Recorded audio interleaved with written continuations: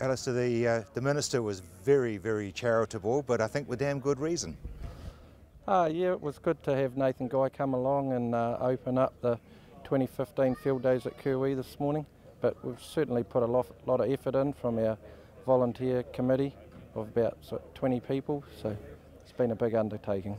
It's taken you a long time to get your own setup. Yeah, that's correct, and it probably ended up a wee bit close to the wind near the end, but we've got there and made it, and everything seems to be working well this morning. We actually only got access onto this block on the 1st of November, so it's been a busy 4 months. You've been around for a long time now as a South Island Agricultural Field Days. Yeah, that's right, over 60 years, and we'd had over 30 years at Lincoln, so it's quite a big move to move out here to Kirwee. But this is now your permanent home? Yeah, that's correct. We've been lucky enough to be able to purchase this block, so it's given us a bit of security going forward, and it'll make it a lot easier as well when we're a wee bit more in control. And obviously you'll be using it for grazing or something during the off-season. Yeah, well that's right. That's the next thing we've actually got to work through. We've got a couple of ideas, but we just had to be careful with such a tight time frame not to get hung up on what we were going to do with the land after the field days and lose our focus on our main purpose of the land being running a biannual field days event. It's interesting the number of exhibitors that you've got here, because there seems to be a slight trend to sort of away from trade exhibitors and A&P shows and things. Yeah, we've always had great support by the exhibitors, but certainly this year we've got about 550, and that's probably nearly 200 more than 2 years ago. So we're very grateful for the huge support we've had from a wide range of exhibitors. And of course you've got that secret thing, or secret advantage, which is you're out there doing exhibitions and demonstrations. Yeah, it's probably not so much secret, but it's it's a secret asset. Yeah, we like to think it's our point of difference, running comparative demonstrations every day. So Wednesday, Thursday and Friday we have pretty much the same program running every day, just in case that people can only make one day, they don't really miss out on any of the demonstrations.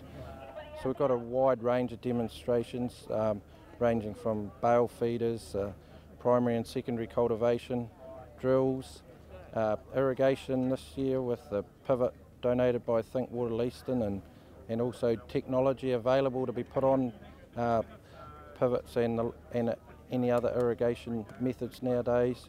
And then like after lunch we've got the mowers, rakes, balers, loader wagons, and there's also the fodder beet harvesting demonstration as well. So yeah, there's something for everybody just about. And that must take a lot of planning to get all those crops and things at the right stage for this week. Yeah, well that's right. We're a wee bit behind the 8 ball to a certain degree, and in 2 years' time we'll have even more to offer, we hope. Like we did have an offer of planting some maize for this field days, but we just couldn't quite get on here early enough to make that work. And even the fodder beet was sown a bit later than desirable, but Seed Force have helped us out with that. We're always confident that they could have a good enough crop for demonstrations, so and it's worked out well. But yeah, Earl Worsfold, who's in charge of the demonstrations, has done a great job of coordinating that, and also Rodney Hadfield has had a fair bit to do with it. Let's talk about your volunteers, because they really are the backbone. Yeah, that's right. It's been a huge undertaking this year. Like it's a mini conversion really. There was lots of tree lines, and there was even about a hectare of vineyard that we've taken out, and we've tried to do most of the work ourselves to a certain degree.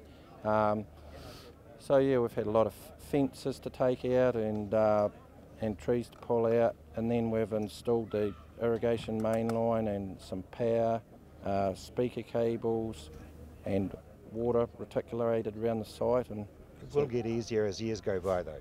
Oh, in 2 years' time it should be a walk in the park compared to this year.